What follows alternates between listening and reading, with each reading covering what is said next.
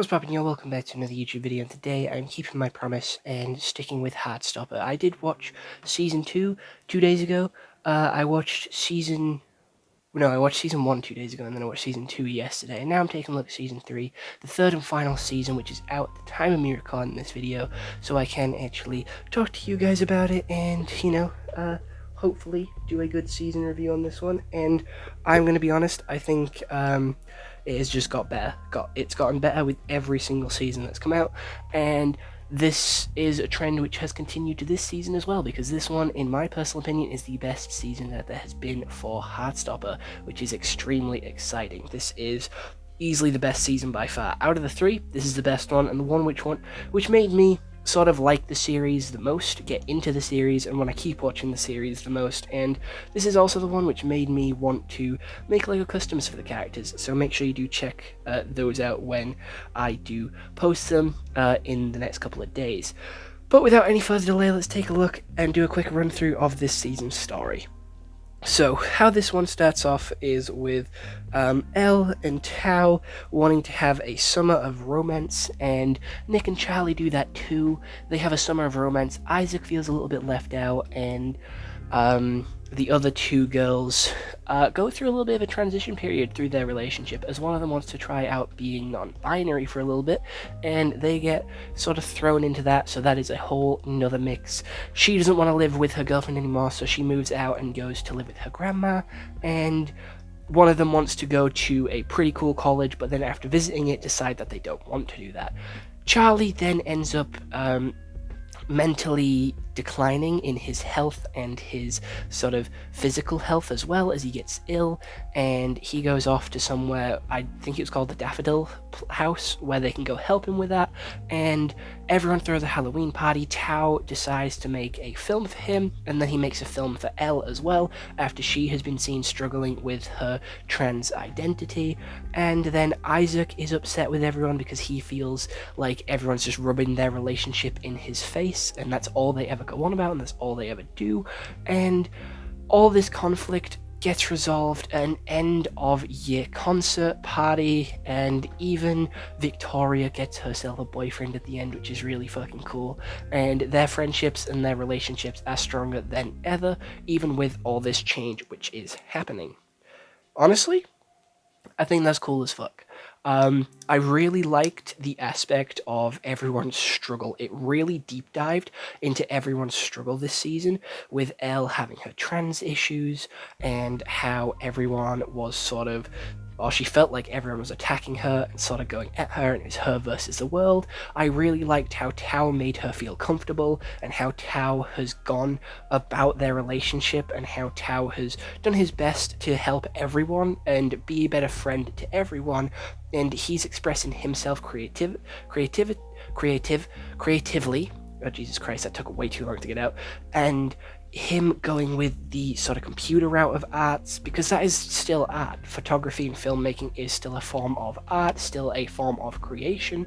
And again, he's always been passionate about movies throughout all of the season, so it is nice to see that have a payoff with him going into film and moving away from traditional art, which is what Elle prefers to do. Charlie's sort of mental illnesses have gone quite well sort of received and well handled throughout this season. I really liked it because we got to the core of the problem, we got into the deep issues and how that affects him and Nick and his family as well, and how much your family cares for you, that they start treating you slightly differently to try and make you feel comfortable, and they keep pressuring you, and it does become overwhelming at times. And that is what I like about this. It is showing everyone's sort of viewpoint on mental health. It is showing how everyone is trying to help and sort of better understand mental health when they haven't really sort of had that in their sort of view for a very long time. So it is really interesting to see how they go about it and how they try and make for a better change. We see how it affects everyone, and it does affect everyone differently. With Charlie being away for so long, Nick does feel quite alone, and he does start to build up a better friendship with Tao, which those two haven't been on the best terms throughout the entire series, so it is again nice to see those two sort of getting together and the group again getting closer together than ever before.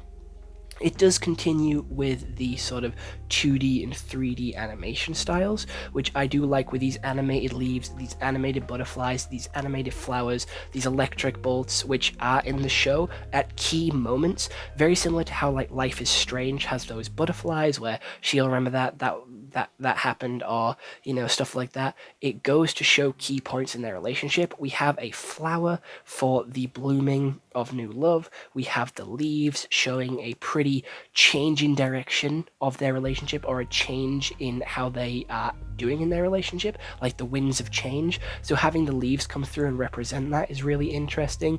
And then we also have butterflies come through, which is pretty basic and pretty universal. When you get butterflies in your stomach, that's when the butterflies come on screen. There's a visual representation of that, and I just thought that was really cool and really interesting, and a very creative way to sort of show how the characters are doing, and that the characters are feeling slightly different, or if they're going through something. And again, with the swirly clouds around Charlie and his mental health, feeling like it's trapping him and enclosing him and making him feel trapped and sort of all alone. Again, showing how mental illness can affect people. Just the use of the comic art in this one is way better than the other 2 seasons before it, and one where it did really stick out to me with how well it was utilized and how impactful most of these scenes were. Again, the acting is phenomenal from these characters, and it is really good that the Stranger Things effect hasn't affected these guys, where this season has been pumped out so fast and so quickly over 3 years. Like, we've had a season of this a year, so it's been pumped out really quickly that we haven't really seen the actors grow up all that much, so the Stranger Things effect hasn't really taken place here, where the kids look like they're all 20, 30, when they should be like 12, 15. I like that. That's good. I hope they keep that up with season 4, which is supposedly the final season, and I will review that whenever that does come out. Again, there is 8 episodes in this season, and they are all slightly longer than the other 2 seasons, at around 30 to 40 minutes per episode, instead of the usual sort of 30 minutes, and that's decent. I like that. More content is better most of the time when it is useful and impactful to the story, and I'm glad that they took the time to have those extra minutes, because the pacing of this show was really good. We didn't overstay our welcome in some areas, we didn't sort of rush past other things. It was all really nicely laid out and really nicely structured, and everything coming together in the end was really nice. Seeing everyone be back together again and have a good time was really good, and seeing everyone change and still develop. And again, like I said in season 2, we are seeing new sexualities and new sort of like how people are expressing themselves and how people are changing and still discovering who they are throughout this season is interesting, because it gives more sort of like representation to more of the LGBTQ plus community, and that is brilliant. How like the show is still bringing in sort of more sexualities to explore, still bringing in new characters to take a look at, and to sort of try and make everyone feel included with this show and have a representation. Again, not everyone's experience will be the same, but having these characters go through these issues does shine a light on some issues that do get brought up quite a lot in the LGBTQ plus community, and even some of the more recent arguments as well, with the trans issues with the unisex toilets and like the male and female toilets, and how that is a really big controversy in the media right now. So again, it is tackling modern problems which have sort of come up in the news in the past couple of months, maybe past couple of years. It is all really good, and it is very sort of pushing forward for a better future for everyone, and I do really like that, and that's why I think this is the best season, and I do have to give it a 1 higher score than what I gave last season. I gave last season an 8, so I'm giving this one a 9, because there is still flaws with this series. I will still admit that. There is still some writing which I do still think it to be quite cheesy, and again very repetitive, with Charlie's relationship where they're constantly doing that awkward wave. They're constantly saying, why are we like this?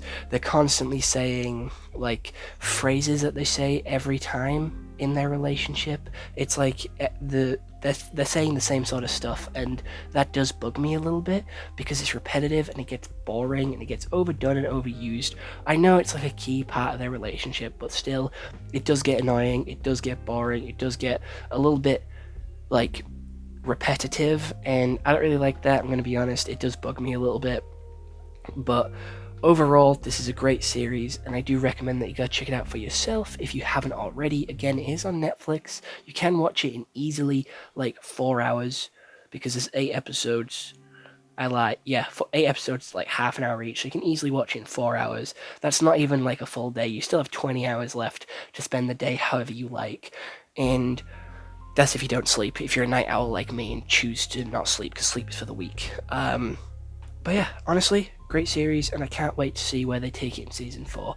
So I hope you all did enjoy this YouTube video. I'll see you all next one. I hope you all have an excellent day, and goodbye. Stay home and stay safe. If you do want me to review any other anime, TV show, film, basically any form of media, do let me know down in the comments below, and I'll try and get to it as soon as possible. I do have like a 3-month backlog because I do plan my videos, so I have got like 3 months worth of videos, so you might see it a little bit later. But if I do like your comment, or if I say alright, I'm on it, it will be coming down the pipeline. So make sure you subscribe and hit the notification bell to be notified every time that I do upload a video, because I upload 5 times a day to keep you lot well entertained, well fed.